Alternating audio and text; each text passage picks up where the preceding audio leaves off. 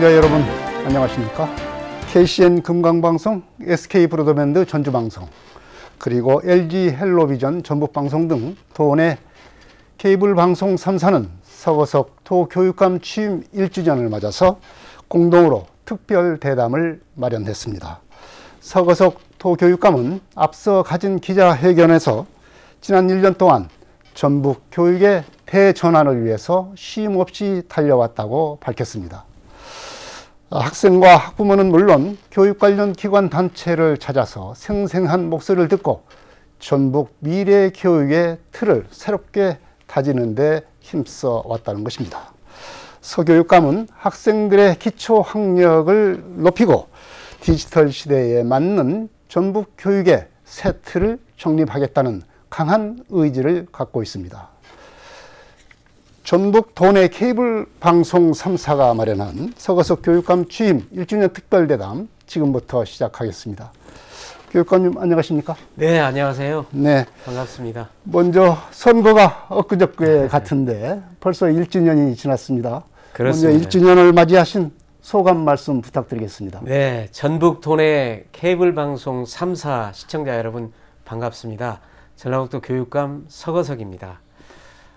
지난 1년간 침체된 전북 교육을 살려내야 한다는 그런 여러와 같은 도민들의 요구가 있었습니다. 그래서 14개 시군을 돌면서 학생, 학부모, 또 교직원, 그리고 또 자치단체 장, 지방의회 의원들을 만나면서 이제 우리 저하된 전북 학생들의 학력을 다시 높여달라는 목소리, 또 교권과 학생 인권의 조화와 균형을 이뤄내달라는 목소리를 생생하게 들을 수가 있었습니다. 그래서 앞으로 이제 이런 목소리를 잘 반영을 해서 학생 중심 미래 교육을 위해서 날마다 매월 또 매년 우리 전북 교육을 혁신해 나가려고 생각하고 있습니다. 네, 그야말로 교육감으로서 도민들의 교육의 희망사항들을 좀 듣는데 많은 그 행보를 보이신 것 같습니다. 지난 1년 동안 교육감으로서의 삶은 어떠셨는지 좀 되돌아보면 좋겠습니다. 네. 어떠셨습니까? 개인의 시간은 거의 없었던 것 같습니다. 그렇습니다. 우선 전북 교육을 살려내야 한다는 사명감 때문에 절박함, 그리고 또 항상 간절함, 이런 것을 가지고 살았는데요. 하루에 스케줄이 많을 때는 뭐 15개 이런 정도로 바쁘게 지냈습니다만, 사실 우리 전라북도는 면적은 전 국토의 8%이고 또 인구는 3.4%이지만 경제력은 지금 전국의 최하위권에 속합니다. 네. 문제는 경제인데, 경제는 그 토대가 되는 것이 교육이라고 할 수가 있기 때문에 사실 이제 교육을 다시 살려내서 우리 지역의 인재를 양성해야 된다, 이렇게 생각을 합니다. 그래야만 또 우리 전북 몫을 서울에 가서 찾아올 수가 있기 때문에 그렇습니다. 그래서 늘 우리 전북 교육을 어떻게 하면 살릴 수 있을까, 그런 간절함, 절박함을 가지고 1년을 지냈던 것 같습니다. 네, 정말 그 고인으로서의 삶이라고 하는 것이 그만큼 어렵다는 것을 체득하고 있지 않나 이렇게 생각이 듭니다. 교육감님, 최근 우선 교육 이슈부터 질문을 드려야 되겠습니다. 네네. 전국적으로 이 교원의 교권 침해에 대한 여론이 아주 높게 일고 있습니다. 그렇지만 이제 도교육청은 아주 선제적으로 전북 교육 인권 조례라고 하는 것을 지난 4월에 만들어 가지고 어떻게 보면은 방금 교육감님께서 말씀하셨지만 학생과 교원의 인권의 조화를 먼저 선제적으로 어떤 제도적인 틀을 마련했다, 이렇게 얘기를 할 수가 있겠는데요. 이 조례의 내용과 효과를 좀 설명을 해 주십시오. 네, 그렇습니다. 방금 말씀하신 것처럼 우리 전라북도는 학생 인권뿐만 아니라 교권도 조화롭게 또 균형을 맞춰서 존중해야 된다, 그런 생각하에 금년 4월에 학생인권센터를 뛰어넘어서 교육인권센터, 네. 그리고 또 학생인권 조례를 뛰어넘어서 전북 교육인권 조례를 만들고 거기에서 학생인권과 교우권을 동시에 존중하고 보호하는 그런 조례를 만들었는데요. 그 내용을 보면 역시 이제 학생인권과 교우권은 조화 균형을 이뤄야 된다. 그런 내용이 있고요. 또 인권센터를 별도로 교육인권센터를 운영을 하고 또 인권 실태 조사와 모니터링은 물론이고 또 그 인권 교육도 시키고 또 거기에 따라서 인권 상담실 또 인권위원회 이런 것들을 운영하는 것을 주요 내용으로 하고 있습니다. 네. 효과라고 한다면 역시 학생인권뿐만 아니라 학교에 있는 모두의 인권을 동시에 존중하고 보호해야 된다라는 것을 이제 실질적으로 구현하는 그런 효과가 있을 수가 있습니다. 네. 이제 앞으로는 그 인권 상담이나 이런 걸 받을 때는 학생뿐만 아니라 교원들도 어떤 인권 침해를 받았을 때는 그것을 상담을 받을 수 있고 어떤 그 구제를 받을 수 있는 뭐 그런 어떤 장치가 마련이 됐다 이렇게 얘기를 할 수 있겠네요. 네, 그렇습니다. 네. 교육인권 조례를 이렇게 선제적으로 제정을 해서 제도적인 틀을 마련했습니다. 이제 구체적으로 교원들의 이제 교육활동 보호를 위해서 이 정책들을 폐하할 텐데 어떤 정책들을 지금 마련하고 있습니까? 네. 내년부터 이제 시행을 할 제도들이 몇 가지가 있습니다만 우선은 악성 민원을 차단하기 위해서 이제 지금은 이제 불쑥 학교에 찾아와서 상담을 요구하는 경우가 많이 있습니다만 앞으로는 상담은 반드시 예약을 통해서만 할 수 있도록 상담 예약 시스템 제도를 시행할 계획입니다. 그리고 이제 두 번째로는 전화를 공용과 사용, 이제 지금까지는 사용을 가지고 이렇게 그걸 공개했습니다만 앞으로는 공용폰을 번호를 별도로 교원들에게 나눠드리려고 합니다. 현재 시범적으로 운영을 하고 있는데 내년부터는 교원 전체에게 공용 전화번호를 드려서 이제 공용폰으로만 그 학부모가 통화할 수 있도록 이렇게 할 생각이고요. 그 다음에 세 번째는 이제 그 수업 방해 행위를 아이가 했을 때 교실로부터 분리시키는 그런 조치를 취할 계획이고요. 그 다음에 이제 그 교육 활동을 두텁게 보호하기 위해서 이제 뭐 예를 들면 아동 학대로 문제가 됐다든가 하는 경우에 이제 수사 단계에서부터 법률적으로 그 보호를 할 수 있도록 그 법률 지원을 확대할 계획이고요. 그 다음에 또 악성 민원이라든가 또는 학폭 관련 민원이 있을 때 사실은 교사들이 직접 거기에 응대하기 굉장히 버겁고 어렵습니다. 그래서 별도로 교육활동 보호직이라는 직종을 하나 신설을 할 것을 정부에 저희가 그 직접 건의를 할 생각입니다. 그래서 그들이 이제 학폭 관련 업무라든가 악성 민원 또 생활 지도 이런 것들을 담당할 수 있도록 할 계획이고요.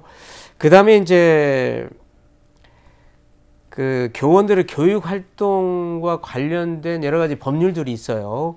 그것이 이제 아동학대 범죄 처벌 등에 관한 법률이라든가 또는 초등등 교육법 그리고 학교폭력 예방법 이런 법률들이 있는데요. 거기에 이제 상당히 좀 문제가 되는 조항들이 있어서 그런 조항을 개정할 수 있도록 시도교육감 협의회를 통해서 국회, 정부에 적극 건의를 함으로써 그 부분을 관철을 시키려고 생각하고 있고요.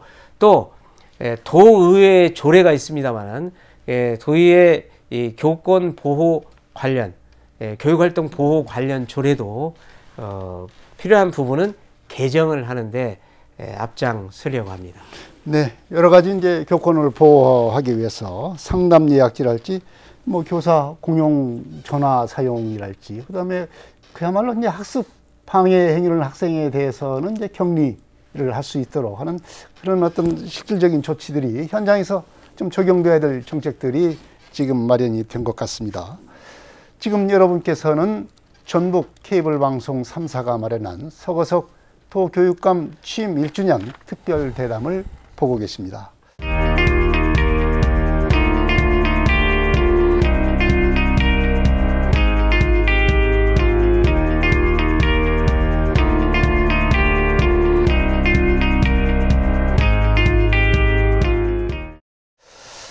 교육감께서는 이제 지난 1년 동안 취임 후에 소통을 활발히 한 교육감님으로 지금 얘기가 되고 있습니다. 이제 별명이 소통의 아이콘이다. 뭐 이런 별명까지 듣고 있는데 그간에 이제 어떻게 소통을 하셨는지 말씀을 해 주십시오. 네. 그 14개 시군 지자체 네. 그리고 도의회 또 대학 또 유관 시민 단체를 직접 찾아다니기도 하고 또 그분들이 찾아오기도 하면서 소통을 했습니다. 네. 그리고 특히 지역을 찾아가서는 우리 이제 각 학교의 교직원들, 학생, 학부모하고 네. 많은 소통을 했었거든요.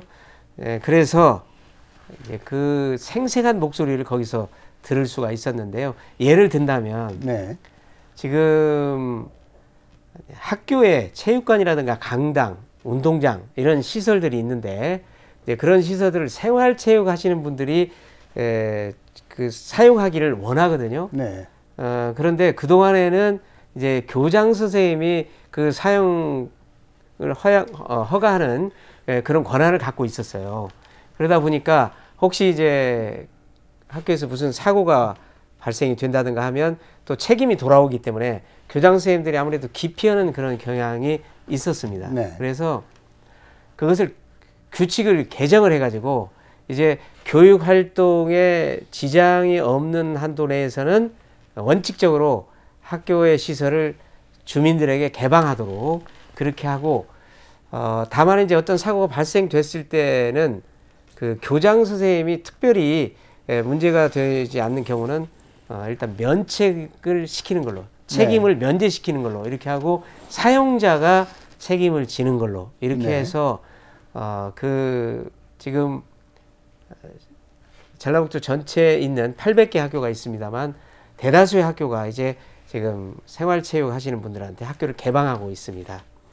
그 다음에 두 번째로는 이제 작은 학교를 살려달라는 그런 목소리를 직접 듣고 그동안에는 이제 시군 간의 그 어울림 학교라고 하는 것이 있는데 그 큰 학교에서 작은 학교로 다니는 거거든요.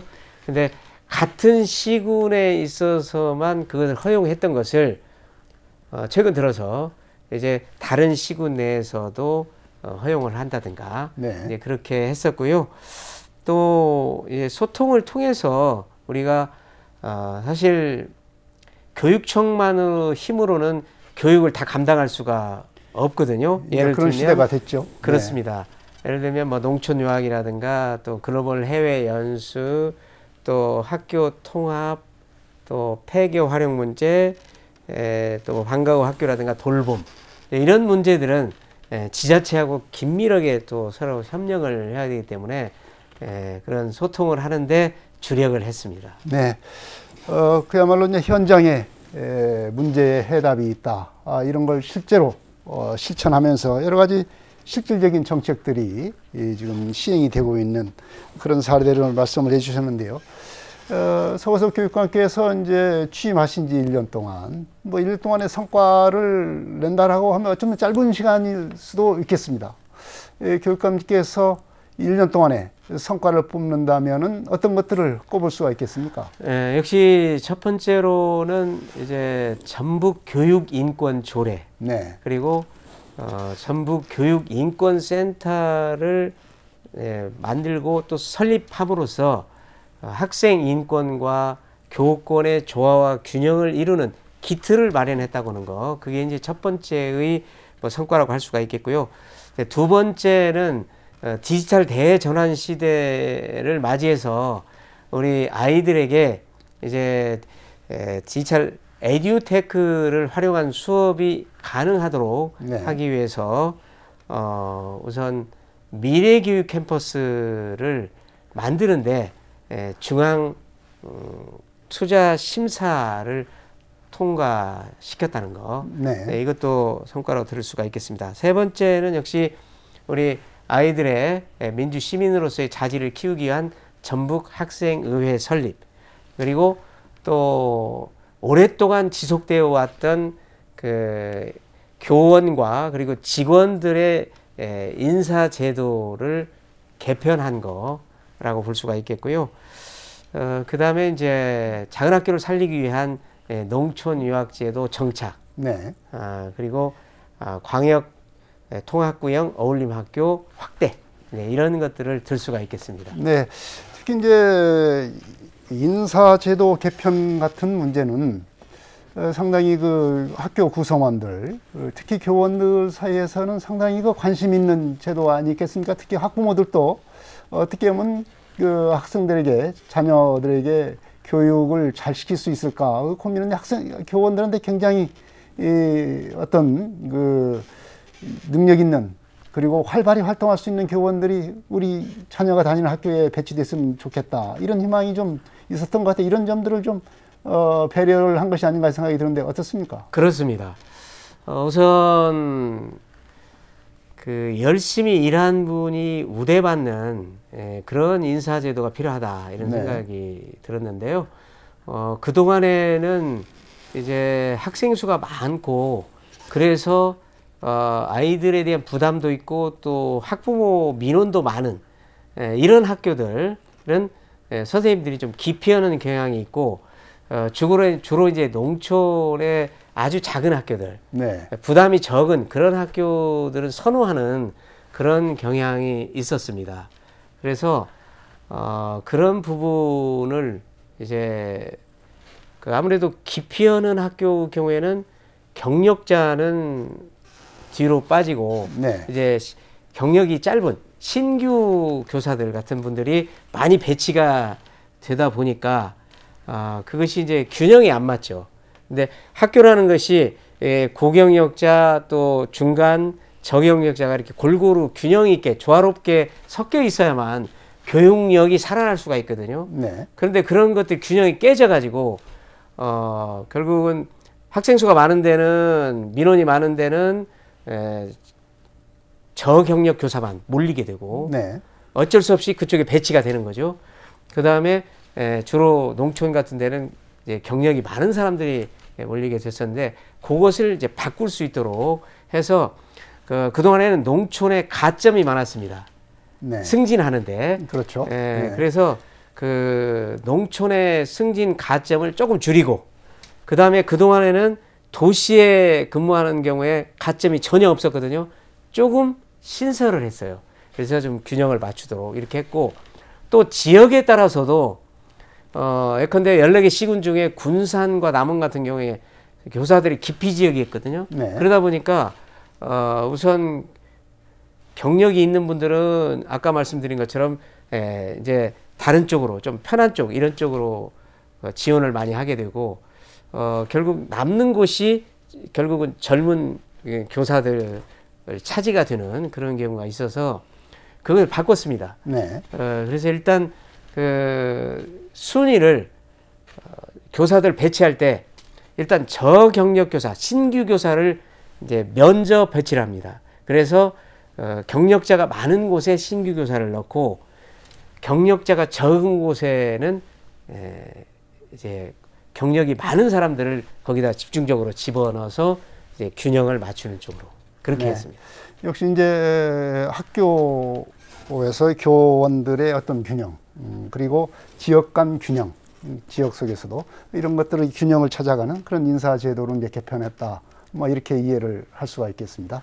현대는 이제 디지털 시대라고 이렇게 합니다. 기술이 너무 빨리 발전하니까 이 변화 속도에 제대로 따라가지 못하는 그런 시대가 됐습니다.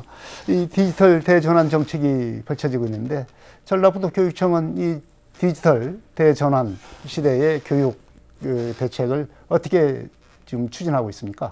네, 우리 전라북도의 디지털 대전환에 즈음한 정책은 이제 그동안 너무 이 디지털 관련해서 뒤처져 있었기 때문에 이것을 따라잡는 정책을 취하고 있습니다.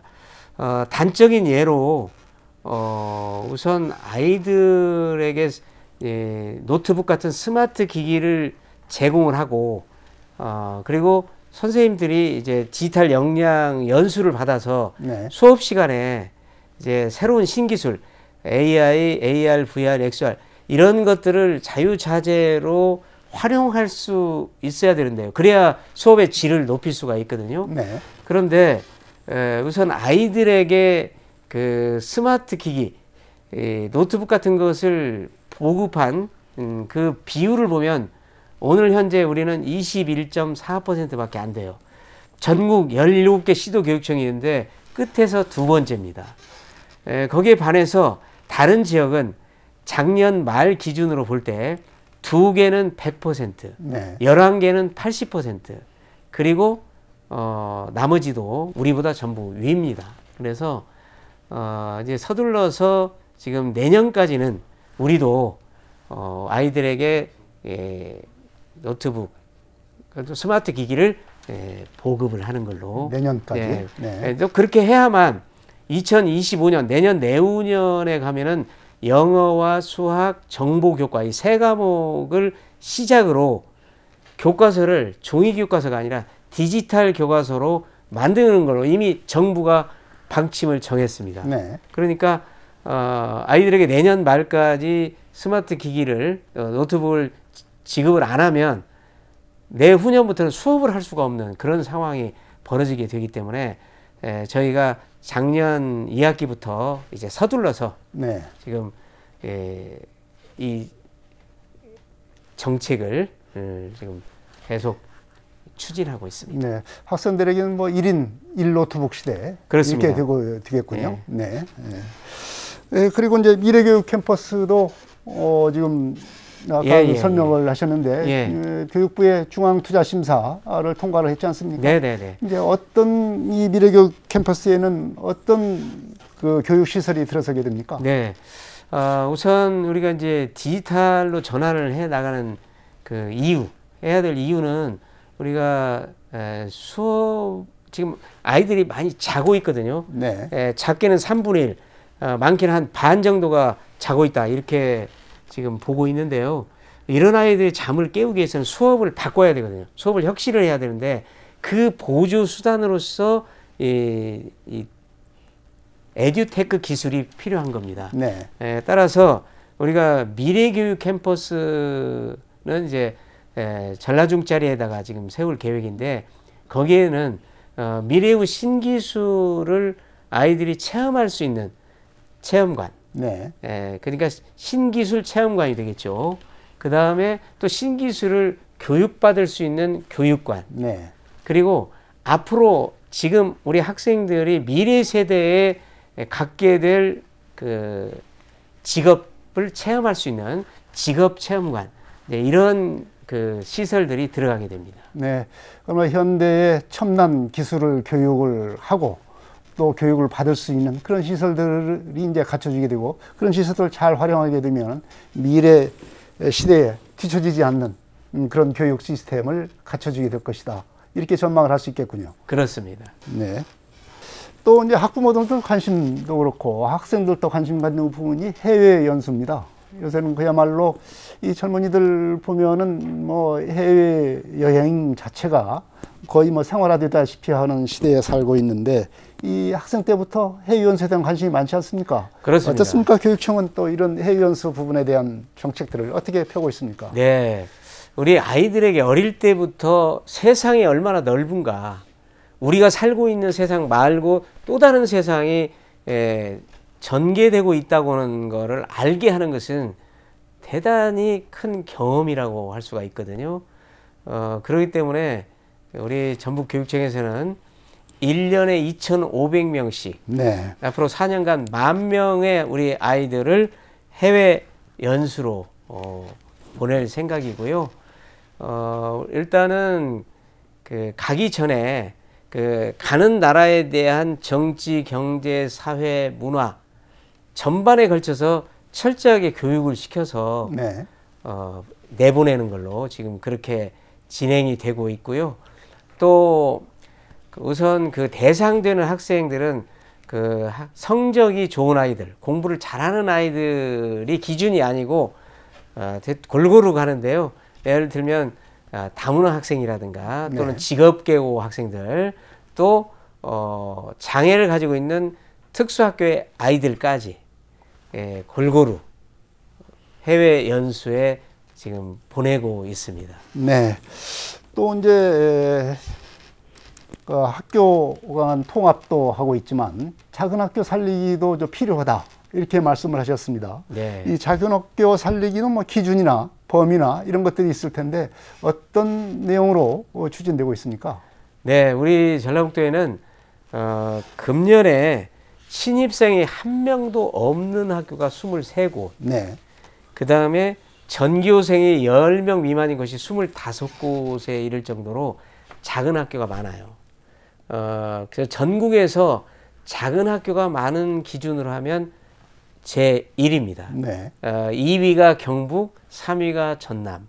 그런 정도거든요. 그런데 이제 작은 학교를 저희는 원칙적으로 살려보자 해가지고 그 현재 2가지 정책을 쓰고 있습니다. 네. 첫째는 농촌 유학이라고 하는 제도인데 그 서울 같은 도시에서 학생들이 한 학기 또는 1년 정도 여기 와서 살면서 그러면서 이제 배우는 네. 그런 제도가 되는데요. 농촌 유학 협력 학교를 일단 모이세요 해가지고 모아보니까 네. 아주 폭발적인 그런 우리 도내 학교도 인기가 중에서요? 있었습니다. 예. 네. 네. 그래서 이제 그 작은 학교를 통해서 농촌 유학을 통해서 작은 학교를 좀 활성화시키고 네. 이제 두 번째로는 이제 공동 통학교형 어울림 학교라고 하는 게 있는데 네. 그거는 큰 학교에 있는 아이들이 작은 학교로 옮겨서 학교를 다니도록 하는 네. 것인데 지금까지는 같은 시군 내에서만 그게 허용이 됐던 것을 최근에 다른 시군 내에서까지 가능하도록 네. 그 문호를 개방을 했습니다. 그래서 이렇게 이제 작은 학교를 가능한 한 우리 전북교육청에서는 최대한 살려보겠다 이런 정책을 가지고 있습니다. 네.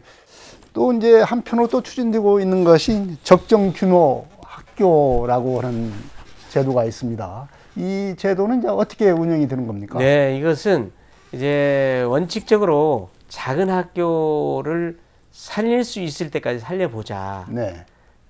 그래서 이제 아까 말씀드린 농촌 유학과 어울림 학교를 확대하는 그런 2가지 정책을 쓰고 있는데 이제 그것이 한계점에 도달을 하는 경우가 있습니다. 예를 들면 한 학년에 한두 명 또는 2~3명밖에 안 될 경우. 네. 이런 경우에 그 작은 학교에 다니는 아이가 도대체 무엇을 배울 수 있는가? 반드시 배워야 될 것은 우선 지식이 되겠죠. 그 다음에 또 여러 가지 그 미래 역량을 또 키워야 되는데 그보다 더 중요한 것이 있다면 역시 아이들이 또래 아이들과 어울려서 관계를 어떻게 형성할 건가. 네. 그 사회성이거든요. 또 사회성을 제대로 키워야만 나중에 어른으로 성장했을 때 정상적인 사회인으로 될 수가 있거든요. 그렇기 때문에 그 너무 작은 학교에 다니는 아이들이 어떻게 생활하고 있는가 하는 걸 자세히 살펴보니까 우선 수업이 잘 안 돼요. 네. 그리고 그 사회성을 기를 수가 없어요. 네. 지금 한 학년에 2명밖에 없는 그런 학교들이 여럿 있거든요. 그런데 둘이 싸웠어요. 이걸 싫어합니다. 네. 그런데 둘이 화해를 못 해요. 그것이 발전해가지고 부모 간에 또 싸워요. 그래서 더 커지는군요. 발전해가지고 네. 마을이 두 패로 나눠져요. 네. 그런 경우는 교육도 안 되고 아무것도 안 되거든요. 그 아이는 어떻게 해야 되냐? 빨리 통합을 시켜줘야 된다. 그래서 너무 작은 학교는 아이에게 제대로 가르칠 수도 없을 뿐만 아니라 또 사회성을 길러줄 수 없기 때문에 그때는 하는 수 없이 통합을 시켜서 그 아이에게 제대로 가르치고 사회성을 길러주는 것이 필요하다. 그래서 일단 작은 학교의 경우에 마을을 살리기 위해서 작은 학교를 살려야 되지만 너무 작은 학교가 되면 그때는 그 학교를 살리는 것에 앞서서 아이를 살려야 된다. 네. 네, 이러한 원칙이 되겠습니다. 네. 역시 이제 적정 규모 학교라고 하는 것은 이제 교육도 함께 할 수 있고 그다음에 공동체도 같이 또 살릴 수 있는 그런 방안이 하나로서 적정 규모 학교가 운영되고 있다 이렇게 말씀을 하셨는데요. 지금 여러분께서는 전북 케이블 방송 3사가 마련한 서거석 교육감 1주년 특별 대담을 보고 계십니다.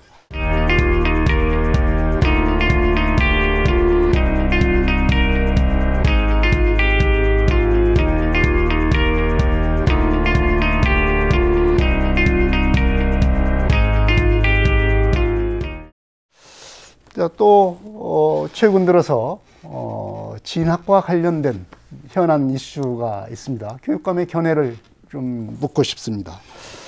최근 이제 수능이 얼마 남지 않은 상황에서 정부가 이제 킬러 문항, 이른바 킬러 문항 배제를 한다 이런 방침으로 해서 한동안 좀 혼란스러웠습니다. 이에 대한 그 교육감님께서는 이 수능의 킬러 문항 배제 방침에 대한 어떤 그 혼란을 직접 경험을 하셨으니까 이에 대한 어떤 견해와 또 해결 방안이 있을 것 같습니다. 교육감님께서 좀 말씀해 주시죠. 네, 킬러 문항이라고 한다면 아주 어려운 문제라는 뜻이죠. 고난도의 문제를 말하는데요. 우리 전라북도 경우에는 킬러 문항을 그러니까 아주 고난도의 문제를 내지 않는 것 그 자체가 우리 전북에 있는 수험생들, 학생들에게는 크게 부정적인 영향을 주지는 않을 것이다 이렇게 보고 있습니다. 그 수능에도 어느 정도 변별력은 유지가 될 거다 이렇게 보고 있고요. 그 이유는 우리 전라북도 아이들은 통계를 보면은 10명 중에 8명이 수시 전형으로 해서 대학을 가고 있고, 네. 2명의 아이가 이제 정시, 수능에 의해서 대학을 진학하는 걸로 나타나고 있거든요. 네. 그렇기 때문에 수능의 영향은 상대적으로 크지 않다 이런 생각을 할 수가 있겠습니다. 저는 비단 킬러 문항을 내지 않는, 출제하지 않는 그것도 필요하지만 수능 제도 전반 그리고 우리 대학 입시 제도 전반에 대한 재검토가 좀 이루어져야 되지 않느냐. 사실 우리 대한민국의 정치, 경제, 사회, 문화, 뭐 집값 이런 것까지 다 입시하고 관련이 그렇죠. 있기 때문입니다. 그런데 지금 우리 전라북도 교육청에서는 일단 그동안에는 근거 없는 학력 경시 풍조가 좀 있었어요. 학력을 가볍게 여기는 그런 풍조가 있었기 때문에 대학 입시를 지원하는 것도 좀 많이 미흡했다고 생각합니다. 네, 역시 그 수시도 제대로 잘 지도를 해야 되겠지만 정시라고는 제도, 수능 제도가 있는 한에 있어서는 우리 아이들을 위해서 거기에 대한 적절한 지원, 지도가 필요하다 이렇게 생각을 하고 있습니다. 어쨌든 지금 이제 수능이 얼마 안 남았기 때문에 아이들이 늘 그 마인드 컨트롤을 잘해서 지금 해오던 대로 수능 준비를 해 주시기를 바랍니다. 네, 킬러 문항이 있건 없건 지금까지 해온 대로 하면 네. 수능 대비에는 별 문제가 없을 거다. 이렇게 얘기를 할 수가 있을 것 같습니다. 도교육청이 그동안에 이제 뭐 진학 지도를 쭉 해왔습니다. 이제 그러면서 서거석 교육감 시대에 와서 좀 진학 지도가 달라졌다. 이런 평가가 있는 게 사실입니다. 진학 지도가 어떻게 달라졌다고 보십니까? 네, 우리 아이들이 이제 100명의 아이가 있다면 사실은 소질과 적성이 다 다르기 때문에 국영수, 과사에 특화되어 있고 그걸 잘하는 아이들이 있는가 하면은 또 예체능, 요리, 게임, 각기 그 선호하는 분야가 다 다를 수 있거든요. 그래서 일단은 개 중에 이제 대학 진학을 원하지 않는 애도 있을 수 있어요. 나는 게임을 하는데 대학은 안 가겠다.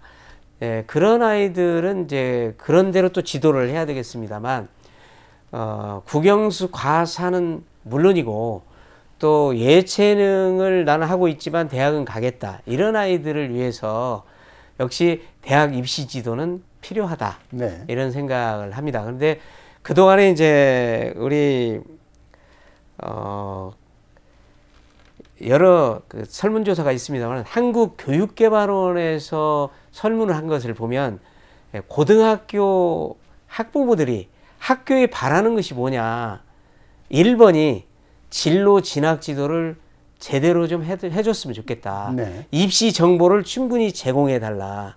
이런 거였거든요. 그래서 학부모의 관심은 뭐 그게 제일 크겠죠. 그렇습니다. 그래서 금년 들어서 우리 전북교육청에서는 어떤 입시 설명회 횟수를 대폭 늘렸습니다. 네. 과거에는 전라북도에 있는 큰 도시 3개 중심으로 해서만 입시 설명회가 있었다면 지금은 14개 시군 전체 입시 설명회를 열고 또 특히 인구가 많은 쪽은 더 많이 횟수를 늘리고 그 다음에 또 그 입시 설명회 자체도 우선 각 지역에 있는 대학들 중심으로 해서 우리 지역에 있는 대학 중심으로 해서 설명회 열고 네. 또 서울 지역에 있는 대학 중심으로 설명회를 열고 또 분야별로 해서 뭐 예체능계만 따로 모아서 한다든가 또는 아니면 의치 약 뭐 악학 계열 네. 이제 그런 쪽만 또 모아서 한다든가 이런 식으로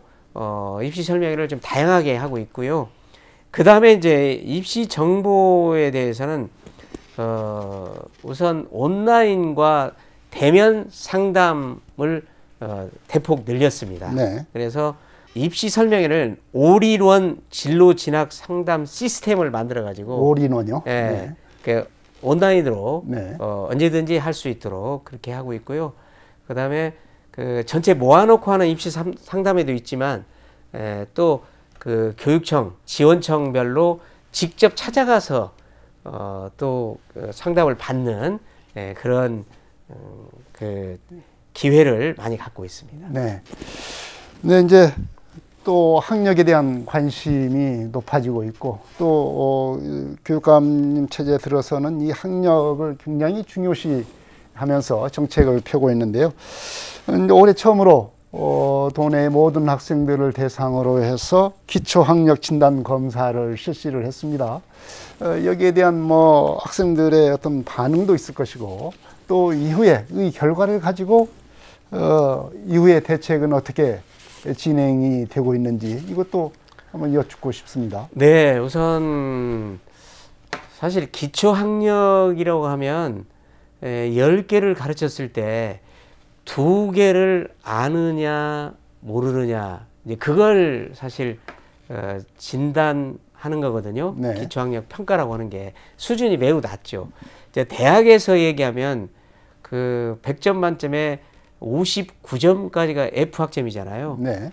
그런데 2개, 20점에 해당되느냐 안 되느냐 이걸 따지는 거기 때문에 너무 수준이 낮은 거예요. 근데 그럼에도 불구하고 거기에 미달되는 아이들이 많이 늘어나고 있다는 데 문제가 있거든요. 지난 저희가 3월에 이제 초등학교 2학년부터 고등학생까지 그 기초학력 진단 평가를 했습니다. 이제 그 결과가 나왔는데 작아서 3%, 네. 많아서 20% 이상 되는 학생들이 10개 가르쳤는데 2개도 모르는 걸로 나타났어요. 매우 심각합니다. 그리고 어떤 직업계 고등학교는 50% 이상이 미달되는 걸로 또 나타났고요. 그래서 일단 그 기초학력을 키우기 위해서 초등학교 같은 경우는 그 한 교실에 선생님이 한 분 더 들어가서 네. 더딘 아이들을 옆에서 지도하는 이런 제 시스템을 지금 현재 시행하고 있고요. 흔히 말하는 걸로 개인 지도 형식이다. 뭐 이렇게 얘기를 할 수 있겠네요. 그러니까 한 교실에 2분이 들어가서 하는 거죠. 네. 그리고 또 이제 장소를 다른 데로 잡아가지고 아이를 그쪽으로 데려다가 또 가르치는 그런 경우도 있고요. 네. 그 다음에 이제 또 그 각 지원청에 보면 학력 지원 센터가 있습니다. 네. 그래서 학력 지원 센터에 오게 해서 가르치는 경우도 있고 찾아가서 가르치는 경우도 있고요. 그 다음에 이제 그 학생들을 따로따로 네. 해서 지금 특별히 지도하는 그런 그 예비 교원이라든가 또 대학생들 네. 이런 인원들을 지금 많이 활용을 또 하고 있습니다. 그런 식으로 해서 지금 기초학력을 올리고 그 다음에 또 이제 기초학력뿐만 아니라 좀 수준이 그보다는 나은 애들 있잖아요. 네. 이제 그런 아이들은 또 그런 아이들대로 지금 전라북 전체 한 10,000명 정도 학생을 특별 지도를 또 하고 있습니다. 네. 학생들 수준에 따라서 각기 다른 방식으로, 다양한 방식으로 가르치는 그런 시스템을 마련을 하고 있는데, 이런 걸 하려면은 그만큼 교육 그 정책이 세분화하고 그만큼 또 좀 치밀해야 되지 않겠습니까? 그렇습니다. 네. 예. 그러니까 이제 그 기초학력은 아까도 말씀드린 것처럼 이제 수준이 너무 낮은 단계이기 때문에 이제 그런 경우는 말할 것도 없고, 또 그보다는 좀 더 수준이 있는 일반 학생들을 위해서도 또 구분을 해가지고 그 아주 낮은 아이들은 낮은 아이들대로, 조금 그보다 더 나은 아이들은 또 거기에 맞춰서 맞춤형으로 이제 학력을 키워주는 걸로 지금 가고 있습니다. 네. 학부모들께서도 이 학력에 대한, 자녀 학력에 대한 관심이 있으면 학교는 물론이고 각 지역에 있는 교육지원청 이런 데 찾아가면은 어떤 해답을 구할 수가 있을 것 같습니다. 네. 이제 서거석 교육감 이제 그 체제 2년을 맡게 됐습니다. 앞으로 이제 임기가 3년 남고, 그리고 이제 2년 차가 이제 시작이 됐는데요. 2년 차에 집중할 과제를 좀 말씀해 주세요. 이런 것은 2년 차에 좀 내가 해야 되겠다, 이런 걸 말씀해 주십시오. 예, 지금 저희가 금년에 이제 달성해야 될 목표 해가지고 10대 과제를 정했거든요. 네. 그런데 이제 거기에서 1번이 학력 신장이거든요. 네. 2번이 이제 교권과 학생인권의 균형과 조화. 네. 그리고 이제 3번이 이제 학교 에듀테크 환경을 구축하는 것이었고요. 그 다음에 이제 교육 지원금이라고 해서 에듀페이를 우리 아이들에게 지급해 주는 것인데, 네. 이것은 이제 교육 복지 차원에서 결국 교육비의 일부를 학부모님에게 부담 덜 드리는 쪽으로 네. 가는 그런 정책이라고 볼 수가 있습니다. 그리고 이제 그 외에도 여러 가지가 있습니다만, 역시 2년 차에도 이제 그러한 문제에 집중해서 성과를 내려고 보고 있고요. 그래서 첫 번째는 이제 기초학력뿐만 아니라 그 기본학력, 네. 그리고 학력 전반을 끌어올리는 그런 노력. 그다음에 두 번째로는 이제 교권을 신장시키는 이제 구체적인 방안을 실제로 이제 적용하는 네. 그런 문제. 그다음에 이제 앞에 말씀드린 것처럼 에듀테크 환경 하에서 수업이 혁신이 이루어질 수 있도록 하는 거, 이런 일들을 집중적으로 하게 될 것 같습니다. 네. 이제 1년 차에서는 이런 계획들을 마련을 했다고 한다면 이 계획들이 현장에서 이제 얼마나 잘 적용을 시키고 적용을 하느냐, 아마 이런 시기라고 볼 수가 있겠습니다. 끝으로 도민들에게 이 교육감으로서 교육에 대한 각오와 다짐을 마무리 말씀으로 해주시기 바랍니다. 네, 전북 교육을 생각하면 늘 간절하고 절박한 심정입니다. 지난 1년은 전북 교육을 크게 바꾸는 전북 교육 대전환의 기틀을 마련한 시간이었다, 이렇게 생각을 합니다. 지금 현재 우리 전북 교육을 비행기가 이제 목적지를 향해서 이륙하는 그런 거하고 비교를 해서 비유해서 말씀을 드린다면, 이제 전북 교육의 목적지를 향해서 이제 비행기 점검을 완전하게 끝내고 활주로를 박차고 이제 이륙하는 그런 단계다, 이렇게 볼 수가 있겠습니다. 이륙을 하는데 300km 이상으로, 시속 300km 이상으로 이제 비상을 해야 되는데, 그래서 4만 피트에 이제 도달을 해야만 그 다음에 안정적으로 순항을 할 수가 있습니다. 그렇기 때문에 지금 우리가 이제 이륙하는데 사실 많은 공기의 저항이 필요합니다. 또 마찰도 있고요. 그래서 그런 것을 이겨내고 이제 본 궤도에 올라야 되는데, 그 본 궤도에 오르려면 역시 그런 마찰과 저항을 이겨내야 되기 때문에 많은 에너지가 필요합니다. 이 에너지를 우리 전북 도민 여러분께서 힘차게 응원해 주시고 지지해 주신다면 그것을 토대로 해서 이제 본 궤도에 올라갈 수 있을 것으로 생각을 합니다. 취임 1년을 맞은 서거석 교육감의 전북 교육에 대한 대전환 의지가 아주 강한 것 같습니다. 학력 강화와 교권과 학생 인권의 조화, 그리고 디지털 교육의 대응 등 서거석표 교육 정책이 어떤 성과를 가져올 수 있을지 주목됩니다. 전북 케이블 방송 3사가 마련한 서거석 교육감 취임 1주년 특별대담 여기서 마치겠습니다. 시청자 여러분, 안녕히 계십시오.